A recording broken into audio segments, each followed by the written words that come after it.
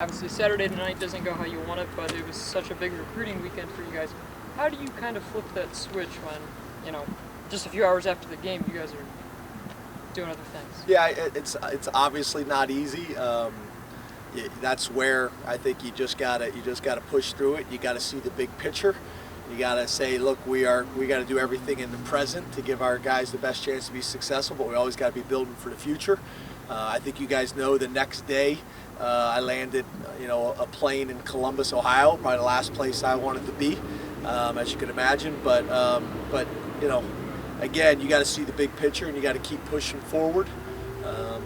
That's just the nature of the beast. James, Ricky was pretty tough on himself talking to the AP. What are your general thoughts on what he had to say and his role in the end of the game scenario? Yeah, I would say, I would say, in a lot of ways, it makes me very proud as the head football coach that we've created a culture that everybody wants to take ownership. Trace wants to take ownership. Miles wants to take ownership. Jawan wants to take ownership. John Reed wants to take ownership. Ricky wants to take ownership. The whole staff wants to take ownership.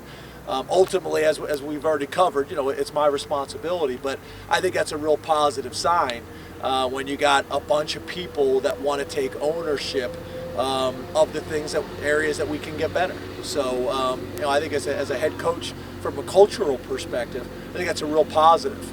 I think a lot of programs, when things go wrong, everybody wants to point the finger at other people, and to have so many people say it's on me, I think is a real positive about the culture and the strength of our program. James, C.J. Thorpe's move to defensive tackle, is that permanent? And how long has that move, maybe been in the works for? What did you see there? Yeah, it's not permanent. Really, nothing is permanent. But we talked about it this summer. We talked about making a move this summer, and decided not because we really feel like he's got a very, very bright future, long term on the offensive side of the ball. But we also have gone back and forth for probably over a year now that he's also a guy that could help us on the defensive side. So, we made that move. It was pretty impressive on his part. We moved him on Sunday, and he was able to play in the game and played pretty well, and his role will continue to grow. I think you guys all know we've been battling since the beginning of the camp of trying to create a little bit more depth at the defensive tackle position. I think that's one of the things that's happened on Saturday, and I think has happened the last couple of years, is we have games like that where we play our starters a lot more reps and we run out of gas in the fourth quarter. So we got to do a better job of creating depth so we feel like we can play more guys in those type of games to sustain it. That's the next step for us.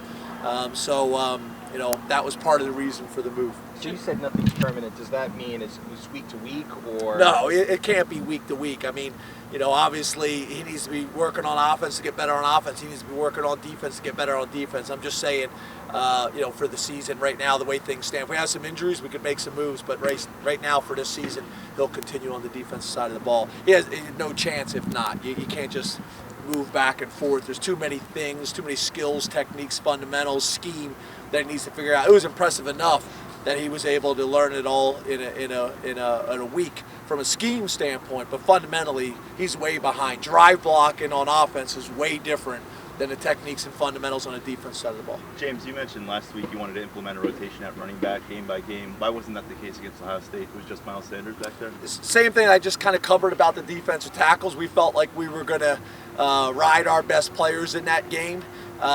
Some of it was a rotation. It may have gone in other games going 2-1 series, that we moved it to 3-1. Some of them that maybe were 2-1 or 3-1 in the past were strictly tapped.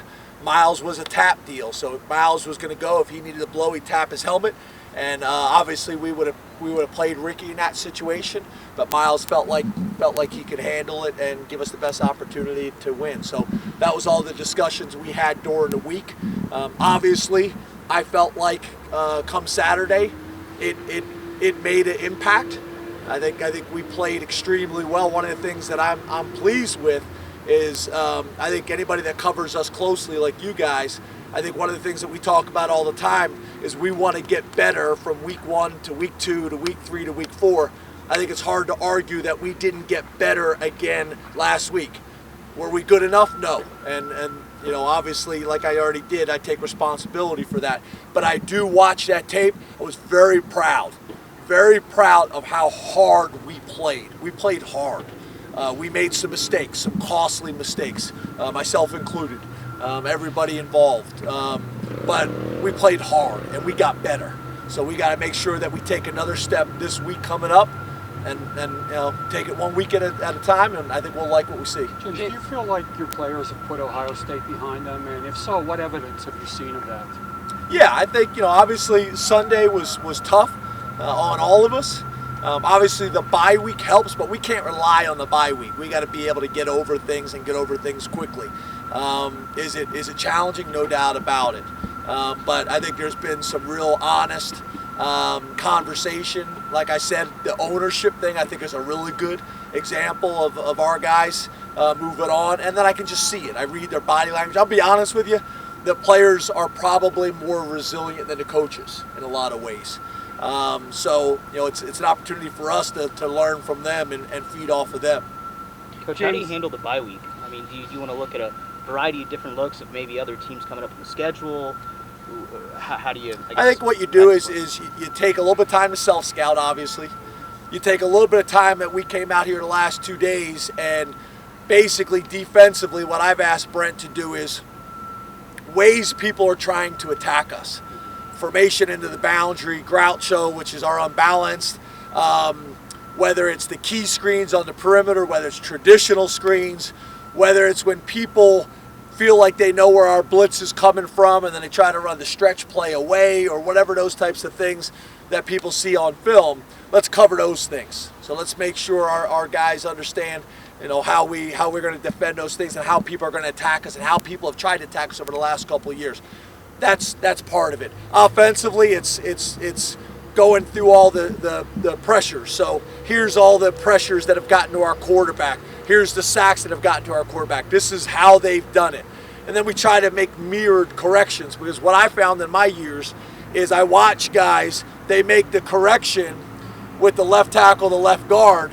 Well, you think the right guard, right tackle got the same correction, but they didn't. So now we run the blitz, the mirrored blitz from the other way, we make the same mistake. So it gives you time when you don't always necessarily have the time to do it during a normal week, is go through mirrored corrections. So both sides of the defense are getting the correction. Both sides of the offense are getting the corrections to make sure that it's crystal clear. So it's those types of things. And then obviously it's getting a head start on Michigan State. James, how important has Pat Freiermuth become to this offense? Really important. I think, obviously he's not playing like a freshman right now. He's big, he's strong, he's physical. He's catching the ball extremely well. This stage is not too big for him. We noticed that, really when he arrived on campus. And then, we've had some injuries with the older guys that we have a lot of confidence in as well. Nothing significant, but stuff that just doesn't allow him to be 100%. So obviously, the depth that we have there has been helpful. Jim, you originally hired David Corley to coach running backs, and you moved him to receivers. You talked about ownership. How do you think he's done so far this year? How much of the maybe inconsistencies at times with the receivers are on the guys? How much of it is on him? How do you kind of divide and digest all of that? Yeah, David was a receivers coach, but also has been a running backs coach. So he's a guy that kind of was on both of our lists. I think obviously, we can be more consistent. I don't think there's any doubt about it. I think the receivers individually would say that. I think David Corley would say that as well. So that's what we're working for. Everybody owns it. It's not any one person. Everybody owns it, including myself. So that's why you see these guys out here right now getting extra reps. I know it's not for a lack of effort. We need to be more consistently focused. We need to make sure that our techniques and fundamentals are so second nature that we don't even think about it. It just happens. I do think we've improved dramatically in the run game with our perimeter blocking. I do think we've improved there. But we need to be more consistent, no doubt. What's your schedule like through Sunday morning now that you have this different, not time off? Yeah. That's the wrong way of putting it. As you guys noticed, half of our coaches left about halfway through practice because we have flight issues out of here. So there was a 5:15 flight that they all wanted to catch, so half of them left. I got a meeting with interns here in a minute, and then I'll jump on a plane, and I won't come back until Saturday night, and that's how most of our coaches are. And then Sunday we'll have basically a very similar practice to after the Illinois game. So we'll take a little bit of work that we normally do on Tuesday, shift it to Sunday. So we'll have a little bit more of a significant Sunday practice. Not a lot, basically 10 more minutes. And it allows Tuesdays probably a little bit heavier day than it should be. And we know that based on all the sports science stuff.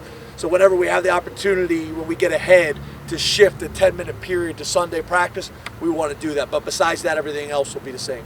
Two more. Now that you guys have had a chance to go back and evaluate it, you use the Lion package. How do you think it went on Saturday, and what's kind of the plan for that moving? Yeah, we feel great about it. I've heard Chris has showed me some criticisms of it and stuff. The Lion package has been pretty darn good to us. We ran it a couple times on Saturday. It didn't go well. Obviously, we believe in Tommy Stevens. We believe in what he can bring to the table for us, so we'll continue to commit to that. It's funny. It's about the plan and it's about the execution of the plan. It's not necessarily the results. We did not execute the way it should be executed. That's all it came down to.